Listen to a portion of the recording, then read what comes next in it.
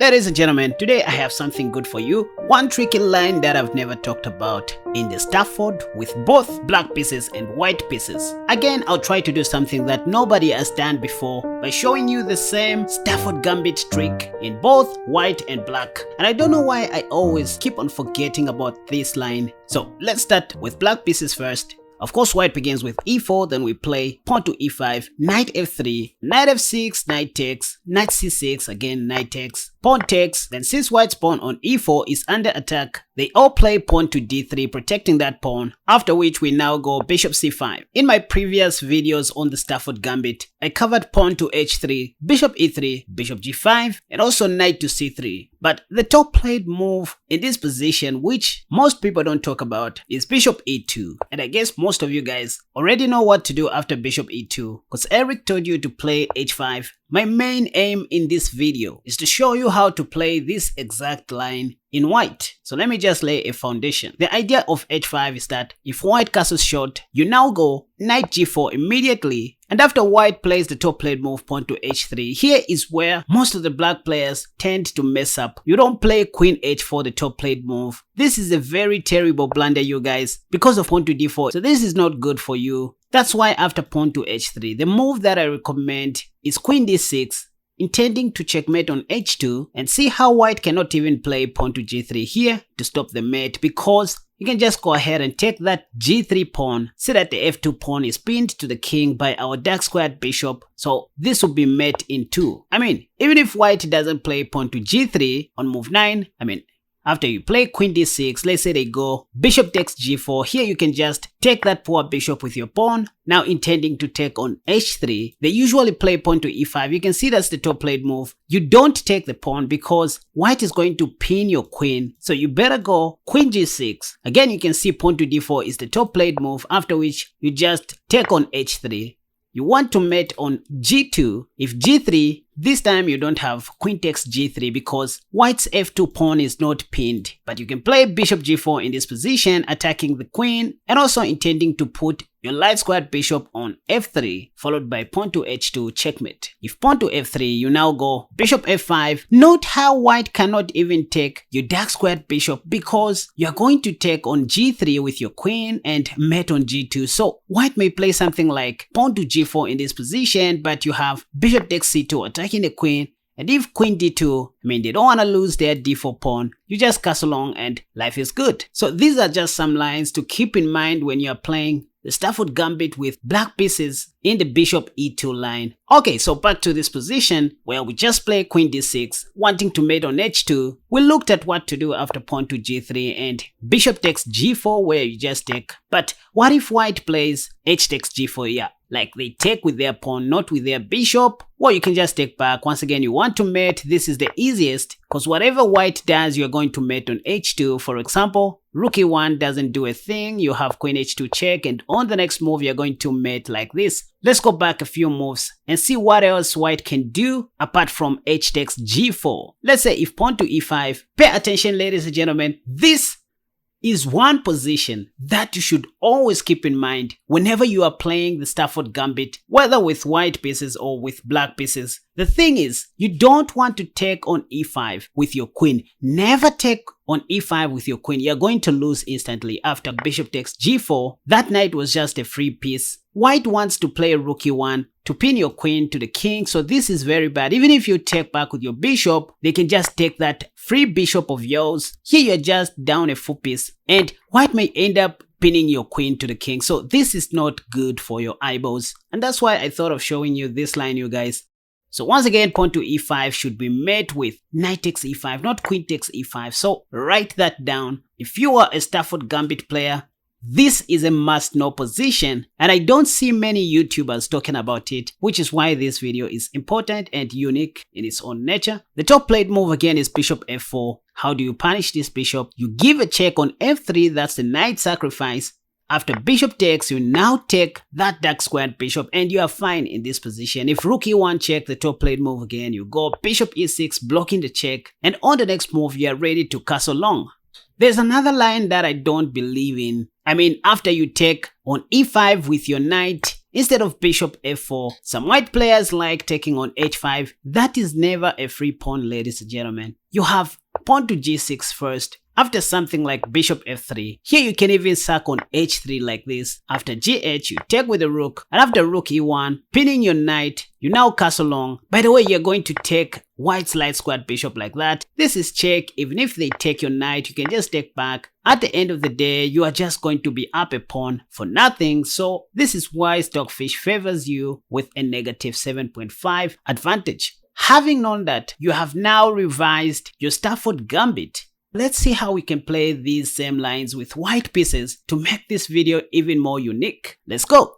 So now you are having white pieces, and of course you start with e4, then black will respond with e5. We intend to start with the bishop's opening because that allows black to play the top played move knight to f6, attacking the undefended pawn on e4. And this is when we go knight to f3, giving black one more chance to take on e4, which they do most of the times. After which you now go knight c3, again letting white to take on c3 so that we can take back and reach this critical position which you're seeing on the board right now. Now I know this is the Boden Kisariski Gambit, and I did cover a lot of lines of this Gambit in the video that has popped up in the card above, also known as the reverse Stafford Gambit. But the move that I did not pay attention to very much is bishop e7, which is the main area of our meat in this study. Remember, this is what we had with black pieces. Now white's bishop was on e2, whereas in the Boden Kisariski, black's bishop is on e7. So of course in my last video I only covered knight takes e5 because that's just a free pawn, so that after castle shot you now go queen f3, putting more pressure on this f7 pawn. To be honest, this is very much okay, but following the exact move order that we used with black pieces, we can just avoid taking the pawn on e5, which is free, and rather go pawn to h4 on move 6. Remember,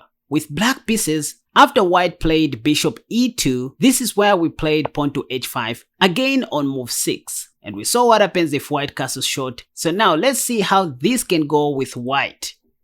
If castle short, which is a blunder, again we go knight g5. You can see the top played move is pawn to h6, after which we can now go queen d3, intending to mate on h7 once again, just like what we did. And look at this, guys. The top played move in this position is pawn to g6, where black tries to stop you from checkmating them. But again, this is a blunder because we have queen takes g6 check. Black's f7 pawn is pinned to the king by our light squared bishop. So on the next move, we are going to mate black like this. And let's say, even if black doesn't play pawn to g6 and they play h takes g5, well, we can just take back and there's nothing black can do to stop us from checkmating on h7 or h8. Even if they decide to take with their bishop right on move 8, for example, bishop takes g5, we can just take back with our pawn, and once again they'll play pawn to e4, the top played move, cause they think you're going to take so that they can pin your queen to the king. In this position, the best move, ladies and gentlemen, is queen d5, but sticking to what we know in our black opening repertoire, we go queen g3, and after pawn to d5, the top played move once again. Remember what we did in the actual Stafford Gambit where we took on h3, but this time it's on h6, wanting to checkmate on g7. If g6, this time we can't take on g6 because black's f7 pawn is not pinned by our light squared bishop. So the move is bishop g5 once again, attacking the queen, and after pawn to f6, we just play bishop f4, wanting to take on g6 and mate on g7. For example, if black carelessly takes our light squared bishop, if they play pawn to g5, we can even take on c7, that's just a free pawn. If queen d7, we just castle long. This is the same position that we had even with black pieces against white. Let's look at other lines that black can try instead of the ones that we have looked at so far. We have seen that after playing queen d3, pawn to g6, h takes g5 and bishop takes g5 are all blunders. What if black plays pawn to e4? Remember the position that I asked you to keep in mind. This is the position that you always want to recall as a Stafford Gambit player. Never to take with your queen, because once again, your knight will be free on g5. So don't make this mistake. Black has rook e8. Again, this will pin your queen to the king. So instead of taking with your queen on e4, you better take with your knight. just like what we did with black, and see that in this position, black doesn't have bishop f5. Black is down a tempo. They are behind development. So this will be good for you. Again, if you see them taking the free pawn on h4, you can just go pawn to g3. You don't want to entertain this dark squared bishop. And I said taking on h4 is always a blunder because of bishop takes h6. Again, a bishop sacrifice that we saw even with black pieces. If g8, you have rook takes. On the next move, you want to play knight f6 check and mate with your queen on h7. If king g7, you still go knight f6, wanting to mate on h7. If rook h8, you go rook h7 check, rook takes, queen takes check, king takes f6, then you go queen takes f7 check. Let's say they go king g5. In this position, there's a mate info that I would love you guys to find. Again, just like I always do, I'll check your answers and shout out your names in my next video. This is how we learn chess, ladies and gentlemen. These chess puzzles are very important, ensuring that you are also participating and not just watching. So let me know in the comment section down below the answer to this puzzle. Still looking at the bishop e7 line, where I advised to try pawn to h4 instead of knight takes e5. So I just showed you what to do after castling short. What if black plays pawn to d6 in this position? Well, you still go knight g5, it's not much of a stretch. Again, if they castle short, you know what to do already. I mean, anything is playable in this position, but this position is a little bit different because black's pawn is not on h6.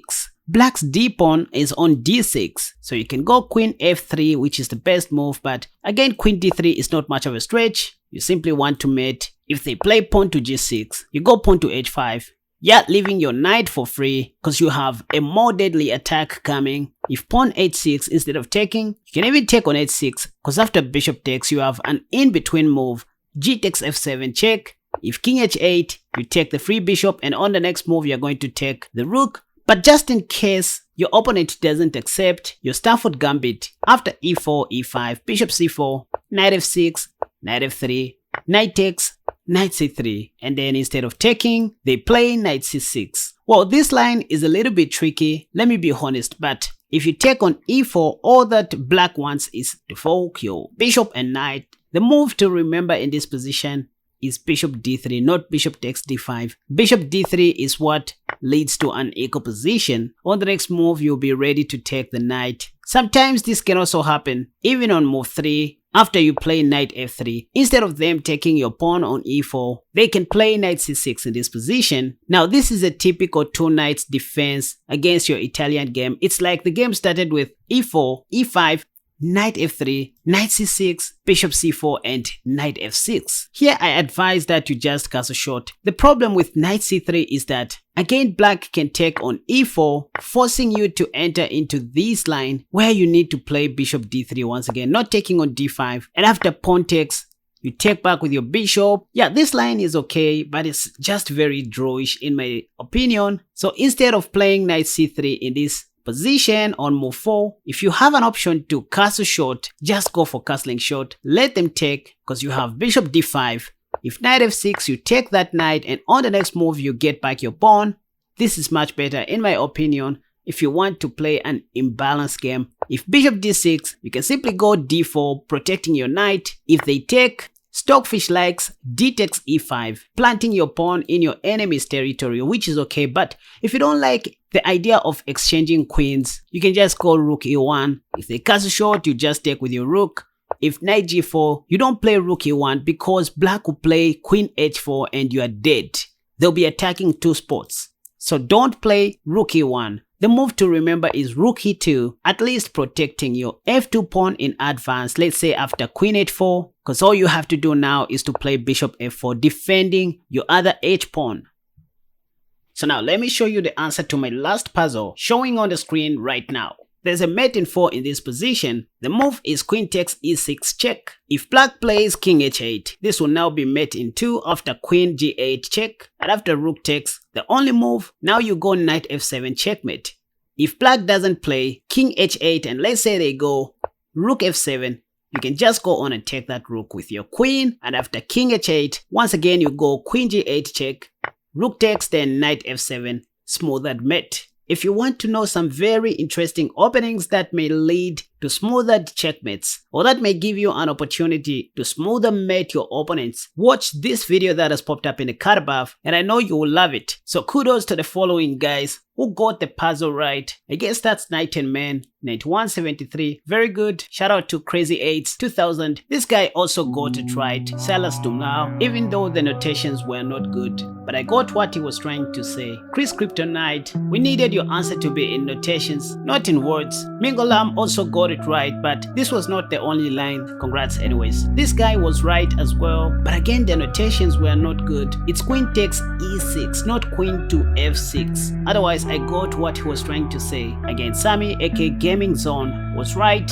but not queen f6. It's queen takes e6 check. So you guys need to know how to write notations. That's very important in chess. Alright, so that's it for today you guys. I hope you enjoyed watching this video. If at all you did, don't hesitate giving this a thumbs up. Subscribe to my channel if at all you are new. And hey, share this video on your social media platforms if you can, so that we can grow this community together. That'll be so encouraging, and hope to see you soon in my next video. Until next time, bye bye.